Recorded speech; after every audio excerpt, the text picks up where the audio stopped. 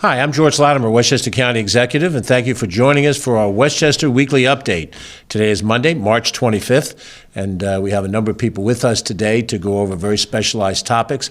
We're going to be joined in a few minutes by County Legislator David Imamura and hopefully the Chair of the Board of Legislators, Vidat Ghashi, to talk about a new piece of legislation that Legislator Imamura is introducing that would help victims of domestic violence. We also have with us in a few seconds Ellen Calves, who is the supervisor of the town of Bedford. She is our municipal partner for the week, and she'll be talking a little bit about things that are happening in the town of Bedford. We also have with us Bridget Gibbons, who's our Director of Economic Development, and she's joined by representatives from Sustainable Westchester to talk about a particularly good initiative there. And of course, the leader of Sustainable Westchester is a friend of past standing, the former mayor of the city of New Rochelle, Noam Bramson. So he is with us here, as well as some other guests. I'll be joined by Deputy County Executive Ken Jenkins, and we'll talk about our usual parks update and a couple of other things that we think will be interesting to you. First, let's start with our municipal partner. The town of Bedford is located in the northeast corner of Westchester County. It is one of the longest-standing settlements in Westchester, and the town includes 3 different hamlets, and they have a very robust environment in that area of the county and accessibility to New York City through Metro North and so forth. And our town supervisor for that jurisdiction is with us. She's been a past guest, and she's been in office now for a number of years. She's done a terrific job in Bedford. Let's hear from town supervisor Ellen Calves. I appreciate the opportunity to be here today. Ellen Calves from the town of Bedford, happy to be here and to report on the status of things up in the northeastern portion of the county. Bedford has 40 square miles of geographic land, but only 17,000 residents, so it's quite spread out and rural in most of the town, without a lot of infrastructure for sewer and water, which makes development difficult and challenging. We also have 3 unique hamlets, Bedford Hills, Bedford Village, and Katona, all with a very interesting personality of their own and their own challenges for us to face. One in particular, Bedford Hills, we've had the real benefit of having county cooperation through the DIG grant, which is the Downtown Improvement pilot program that the county is doing with 5 communities in the county. And it's really exciting for us. They've done a survey. We have some meetings coming up with the consultant and some opportunity to get grant funding for some initiatives that will improve economic vibrancy and placemaking in Bedford Hills, which it so desperately needs. So we really appreciate that partnership with the county and looking forward to see where it is headed. As far as the other opportunities with economic vibrancy in our hamlets, we've created a position in Bedford, the Bedford Promoter, who is working to increase foot traffic in our hamlets and enhance the small business community. And in that vein, we're also working with the county in a couple of ways. We're having a presentation on the 27th for women and minority-owned business owners and people interested in starting a business who are women or minority, and the opportunities that program provides to those constituents. So that'll be a program in English, and then again, the same program will be repeated in Spanish in our community to help support businesses. And we've been really reaching out and building up opportunities for our businesses to have more opportunities in Bedford. It's been a sleepy place, especially during COVID, but things are really picking up again. Another area where we've been able to pick up the vibrancy in our towns is through a sewer project in Bedford Hills and Katona, and that has increased housing, where a lot of office space over storefronts has converted back from office space to housing. So that's very exciting for us because we do lack a diversity of housing in our town, and it's something that we're really looking forward to improving over time. And in Bedford Village, we are looking for funding for a sewer project, which we also believe will help protect the environment there and increase the vibrancy in the hamlet. And we're kicking off our comprehensive plan, which is another big undertaking. We haven't updated our plan since 2003, so it's about time that we do that. And that's a program that will look at land use and a lot of the things I've mentioned, but we really also want to make sure it's really focused on people. And so housing is one area where life can be better for people. We're also looking at sustainability and resiliency. Bedford is a climate smart community, a silver status, and we have a lot of opportunities to improve our environment, our resiliency, and our greenhouse gas emissions is a big part of that. We've met just recently with all of our department heads doing an inventory of our greenhouse gas emissions as a municipality, and are embarking on our second fully fossil fuel free building that we will be converting to air source heat pumps very soon, and looking at and evaluating all of our operations to see where else we can do better. We're adding electric vehicles to our fleets. We're adding charging stations, 6 new fast chargers thanks to NYPA in Katona this summer, and a new Lightning Ford truck for our police department is also coming soon. So we keep really pushing forward in that area and hopefully hitting zero emissions by 2040. So we have also in that vein, the Belonging in Bedford initiative is part of something that really embraces our whole community so everyone can feel like they belong in our town. And part of that has been an initiative to educate our community and find ways to reach out to families and people with neurodiversity.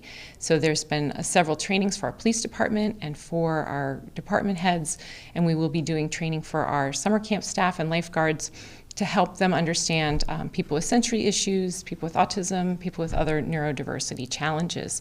And there's been a nice community-wide effort in that area where businesses have been trained to understand what that means.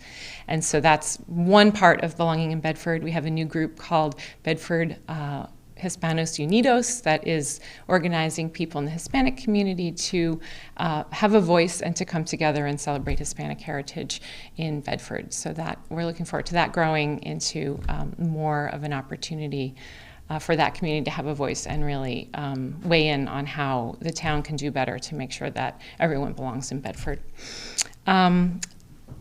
We also have a new playground that is about to open any day in Bedford Hills, which is a accessible, inclusive playground for children with disabilities, and that has also been something we've really obtained a lot of community input and obtained a grant from the state through Chris Burdick to build, so that is exciting. Another area where we've been inclusive is Bedford is the first Adopt a Prison community with the Interfaith Prison Partnership. Because we have 2 women's prisons in our town, it's a committee that was formed several years ago to find out how we can connect with these 2 institutions in our community and support the people who work there, the people who live there, and just how we can work better together with this in our town. And so on April 14th, there will be a showcase of what has happened over the last few years since that Adopt a Prison effort began. And everyone is welcome to come to Bedford if you're interested in learning more about that on April 14th. We also have an Earth Day coming up on April 21st in Bedford Hills as well, near the train station, where we'll celebrate all things Earth Day, including the high school contest for Greenlight Award students who have taken on challenges to solve the climate crisis in their own community, in their own backyard. That is on the same day as Earth Day, April 21st, and we encourage everyone to come to that as well. And finally, our town clerk, Boo Fumagalli, is retiring after 22 years, and she is leaving big shoes to fill, but we wish her well in her retirement as we, the town board will be appointing a new clerk to fill out the rest of her term soon. So thank you very much for this opportunity. I really appreciate it, and I know George will be probably back to visit soon and in the town of Bedford, so thank you. Thank you very much, Supervisor Ellen Calvis from the town of Bedford, this week's municipal partner. Each week in these updates, we invite different mayors of villages and cities or supervisors of towns to join us and talk a little bit about their communities. There are 45 separate municipalities in Westchester County, ranging from Buchanan, the village at 2,000 people, to Yonkers, over 200,000 people.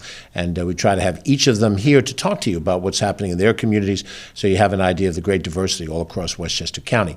And we look forward to continuing that in future updates as we follow.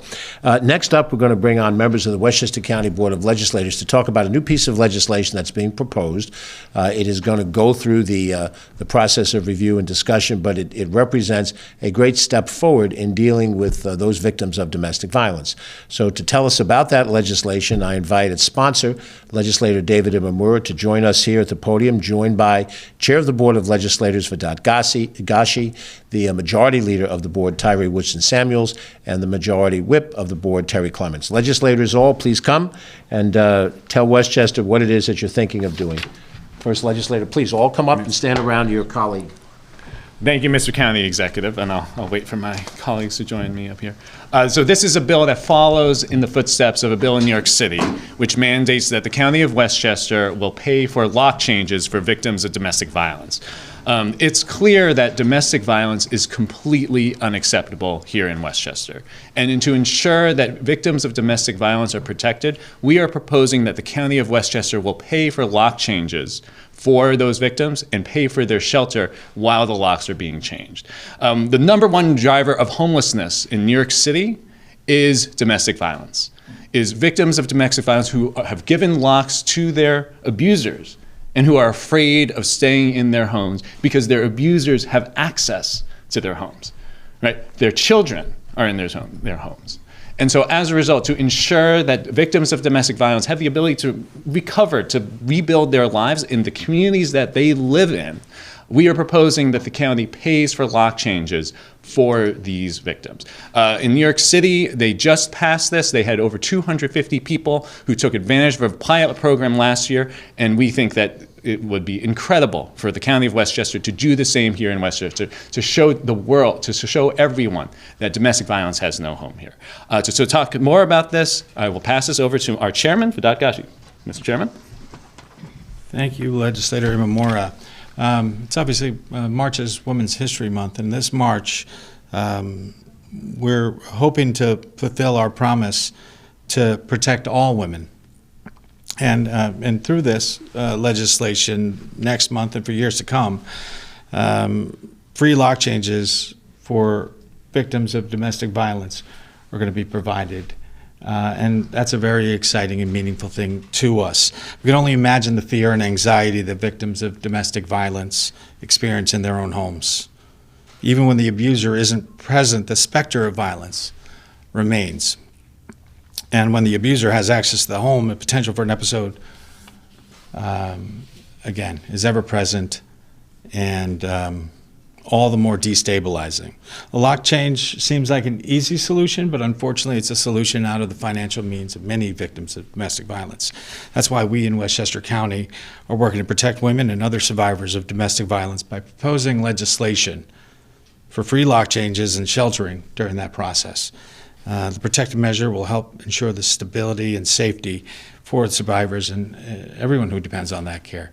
I want to thank, first off, Legislator Imamura for bringing it up, members of our leadership team who are here and will be speaking momentarily, and of course, the county executive and the administration for being so receptive and working so hard, making another step where we're working together for the good of Westchester County. Thank you again, County Executive, and I'll turn to Majority Leader Tyree Woodson Samuels. Thank you, Mr. Chairman. I want to again thank Legislator Imamura and also Legislator Ulai for presenting this common sense proposal to the county board. As aforementioned, New York City is already, pushing this forward, and so we're bringing this to the table in Westchester County. As a county government, there's only so much we can do, right? We have separation of levels of government, federal, state, local.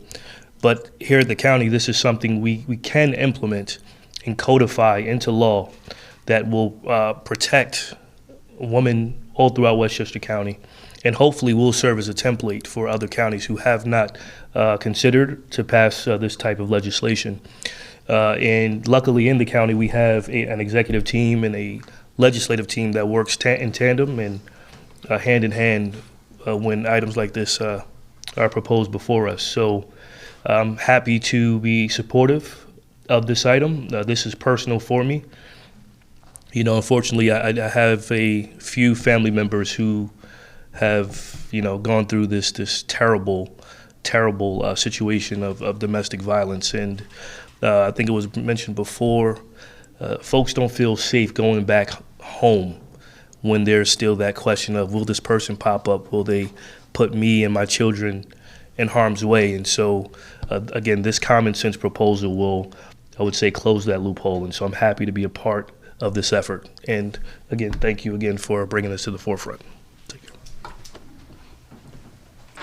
Hello, I'm Legislator Terry Clemens. This is very important to me in terms of logistics. If someone has an abuser, they are able to write a note to their landlord and request in writing that they would like their locks changed. In other areas that had to be paid for, so this is huge that we will pay for the lock change and also for people to be staying away from where the abuser abused them. If the person lives with them, the violator is living with them, then they have to bring an order of protection along with that letter to their landlord so the locks can be changed. I want to thank the county. I want to thank Legislator Emma Mora and Ulai for bringing this forward. This is very important for women and children and for their safety. And I'm very proud to be a part of this legislative board that's bringing this forward. And I would like to thank the county executive, George Latimer. Well, thank you all, colleagues, Mr. Chairman, and all of the different leaders and Legislator Mamora. This is a perfect example of what legislative initiative represents. This is not the only bill of this nature in different areas of public policy. Last year, the Board of Legislators initiated, and we passed into law, and I signed into law, a single-use plastic utensil bill that was cutting edge for those counties outside of New York City, and this is yet another one. So good luck, and whenever you want me to sign it into law, do your work, and then we'll go from there. Yes, sir. Thanks again. Thank you all for being with us. Thank you. The legislative process and committees and discussion and debate, if there'll be public hearings, all of that will be announced by the Board of Legislators. You can go on their website, or you can call them at 995-2800. Talk to your legislator. There are 17 districts, and any one of them will be conversant in this issue and many other issues. Next up, we're going to have a conversation that involves our good friend Bridget Gibbons, who is head of our economic development team, and she is here with representatives of Sustainable Westchester. I'll let her do the announcement, but it involves some job fairs that are coming up, and once again, Bridget and her leadership team and the economic development are looking for strategies and ways to try to connect businesses in this dynamic environment. So Bridget, take it away and introduce your friend, our friend. Will do. Thank you so much, County Executive, and thank you, Noam Bramson, for being here today. In January of 2023, we established, in partnership with Sustainable Westchester, we established the Clean Energy Careers Accelerator Program. This is really to accelerate a transition to clean energy here in Westchester, but also to provide workforce development opportunities, so to get Westchester County residents trained so that they can have careers in clean energy. Excuse me. Coming out of that accelerator program, we're happy to announce that we will be having our first ever Clean Energy Careers Job and Resource Fair. That will take place on April 3rd at Pace University from 2 to 7. All attendees are welcome, but we have a particular focus on middle schoolers and high schoolers and those that are just entering the workforce. We really want to help them understand what it's like to have a career in clean energy. So really demystify that, so that as they grow and mature, that they have clean energy careers on their mind. But all are welcome, and job seekers of all ages, come with your resume. There will be employers there doing interviews on the spot. And so we hope that there's going to be a lot of activity around hiring. There will be 2 panels. The first panel will be focused on training, so maybe for that younger demographic. How does one get trained to have a career in clean energy? How long does the training take? What's the duration? What's the cost? Where can they find the training? Is it a certificate? Is it a class? Is it on-the-job training? Or maybe it requires an advanced degree. So really exposing all of those opportunities to our younger workforce. And then the second panel is focused on hiring. So what jobs are available? The panelists will be employers. So what jobs are open? What's the pay? What skills, what training, what college is needed for those jobs, and what skills are transferable. So if you're currently working in a different sector, what skills might you have that are transferable to a clean energy career? So really helping to bring daylight to all of that kind of mystery around clean energy careers. So again, it will be April 3rd from 2 to 7. There'll be networking opportunities throughout. So come and you can walk around, bring your resume around, and meet with employers and training providers and others. If you're interested in registering for this event, you can go to our website, westchestercatalyst.com, click on events. If you have questions, you can call me, Bridget Gibbons, at 995-2952. Now I'm going to turn it over to Noam Branson, Executive Director of Sustainable Westchester, who is our partner in this initiative. Noam? Thank you very much, Bridget. And Bridget was comprehensive. That permits me to be brief and to say that if we are going to meet the pressing challenge of climate change, then we need to achieve a clean energy transition that is both rapid and just. And workforce development is at the very heart of both of those adjectives. To do this properly, there's work to be done. Standing up new energy generation, providing for energy transmission, weatherizing homes, transitioning to electric heating and cooling systems, all of those tasks require a set of skills. And if we don't have trained workers who are able to undertake those jobs, then we're simply not going to get to the goal of having a cleaner, greener, more renewable economy. And at the same time, when we talk about justice, and making sure that everyone benefits from this transition, we want to make sure that everyone in our community is able to perceive these new opportunities, these growing segments of our economy that are associated with the clean energy transition, and take full advantage of those opportunities to build careers that will serve them and their families and their communities for a lifetime. So I really want to applaud the county executive, the deputy county executive, Bridget, the entire team. I also want to give a shout out to the members of the Sustainable Westchester staff who have been on the front lines of this, Rachel Carpatella, Yasmin Najjar, Pam Miner, wonderful colleagues who understand these issues to a greater depth than I do and have been wonderful advocates and partners working with the county. So thank you very much. We're looking forward to April 3rd, and I believe I'm turning it back now to Bridget. You can turn it back to me, and I will continue on with our announcements. Great. So switching gears, the other event I'm happy to announce is on April 10th from 10 to 2 is our job fair for formerly incarcerated, justice impacted, and other disadvantaged individuals. So Westchester's unemployment numbers are at historic lows, 3.4% or thereabouts, but that doesn't reflect certain populations that continuously struggle to find employment. Since the pandemic receded, the county's been at the forefront of bringing together job seekers and employers to really help them get hired, help employers hire people so they can grow their business. And we've particularly focused on disadvantaged individuals within Westchester County because they need so much help and they're often overlooked as potential hires. Therefore, I'm pleased to announce, as I mentioned, we're having our third job fair for formerly incarcerated, justice-impacted people, April 10th from 10 to 2. This in-person event will be at the Yonkers Riverfront Library at 1 Larkin Center in Yonkers. The day will provide job applicants with the ability to meet and network with companies who are looking to hire, and we anticipate on-the-spot interviews. There will be a series of presentations focused on key issues such as know your rights, expungement, how to avoid scams, and other things. Those are going to run multiple times during the day. There will be resource providers who support this important community to answer questions and provide guidance so that everyone who's there can really get the assistance that they need. I'm happy again to be partnering with Andre Pert, who himself is formerly incarcerated and the founder and CEO of Untapped Solutions, which serves these untapped individuals, connects them with inclusive employers and partners with social enterprises for economic and social empowerment. He's also a graduate of our Element 46 Tech Accelerator program, so we're very proud of that. We're also thankful to the New York State Attorney General's office and the Westchester County DA's office, who we are partnering with again for this job fair. If you're interested in attending the job fair, either as an employer or job seeker, you can go to our website, westchestercatalyst.com, and click on events. Now I'd like to turn it over to Andre, who will say a few words about this upcoming important event. Thank you, Bridget. Appreciate it. I believe Bridget called me up here more so not to really tell you all about just a job fair. She did a great job giving you the logistics. It's 10 a.m. to 2 p.m.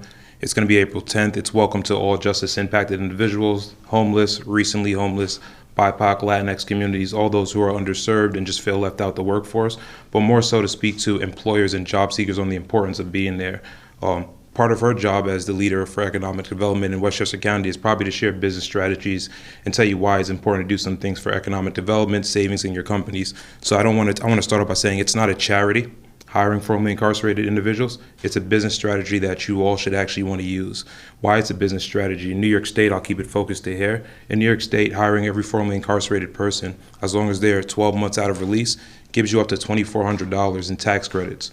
For a small business, that's a lot of months of runway. For a large business, that may not be anything of value to you. Let's multiply that when you hire 50 to 100 different individuals, and we look at those numbers then. That's a business strategy, right? We're not looking at individuals. There are no case studies nationally that show people are going to rob, your workforce, your staff members are going to be hurt. Any of these different case studies, there's only data supporting the benefits. Higher retention. By 6 years on average, a person stays at your workforce compared to traditional hires. We're not here saying anything bad about traditional hires. We just want to speak about the data, right? There's a lot of importance in hiring these individuals, right? Giving that fair chance. Some people call it second chance. I want to believe that it's just a fair chance for people to enter the workforce, show and prove as a business for you to scale and grow. To job seekers, it's important for you to look for a job and not feel left out and apply yourself to not just saying, well, I'm formerly incarcerated, nobody wants to hire me. Untapped Solutions, we are a national company with 700 employers on it, 180,000 job listings nationwide. There are people looking to give opportunity from Chase Bank who uses our platform, Verizon who uses our platform, Lowe's, Home Depot, your local mom and dad pizza shops. All these different individuals, you just have to find them. So April 10th is a chance for you to find them, be connected with them, speak with these individuals, and actually just see the community, right? Employers get to meet the people that you probably just hear about. So it's going to be a good day if you embrace it from all those different kind of strategies. And yes, I'm formerly incarcerated too. Thank you for the opportunity, Bridget. Appreciate it. Thank you, everybody, for always just allowing us to do this in Westchester County. This is great. Thank you. Thank you, Andre. Thank you, County Executive. We'll turn it back to you. Thank you. Thank you, Bridget. And thank you, Bridget. Thank you, Noam, and thank you, Andre. And more information will come out on this. You'll see it in social media and in the general press. And we hope that if these two job fairs impact you, either through business or through your own personal situation, you'll be able to be a part of it as we continue to do different things that we think will help advance economic development and at the same time social justice. Those things are not mutually exclusive. They've worked hand in hand during the length of our administration, and we hope that they'll continue to have some success as we go forward. That success is very important to show people that we can craft policies that can work in the real world and not just things that we believe in, but we'd like to see happen, to actually see them happen. So hopefully that will be the end result of this effort, and we thank you all for being here. I'm going to ask Ken Jenkins, our Deputy County Executive, to step up to the plate. It's time for him to do his work on the parks, but he's got a lot of work here because there's some parks job fairs and then the normal parks update before I come back to the microphone. But we do want to extend to our Director of Intergovernmental Affairs, Steve Bass, a happy anniversary. It is 25 years of service that he has just had in Westchester County government. I had the pleasure of hiring him when I was chairman of the Board of Legislators, the job that Vedad Ghazi has now, 25 years ago. And Steve served in the Board of Legislators for many years when our administration came in. He joined us in the intergov capacity. He's done a terrific job, and we're very grateful for his leadership and his service. Happy anniversary, Steve. And at 3:30 today, we do a municipal call, so get to work. And we'll be speaking to all of our colleagues in local government, and that's one of Steve's responsibilities. So next up, Ken Jenkins in Parks. Ken? Thanks, George. And certainly for Westchester County Parks is going to have a seasonal job fair that will be the number 3 job fair that we'll be having in April. Westchester County Parks will have 2 job fairs for those who want to learn more and apply to seasonal jobs at our county parks. Saturday, April 6th from 10 a.m. to 2 p.m. at the County Center, and then Saturday, April 13th from 1 p.m. to 4 p.m.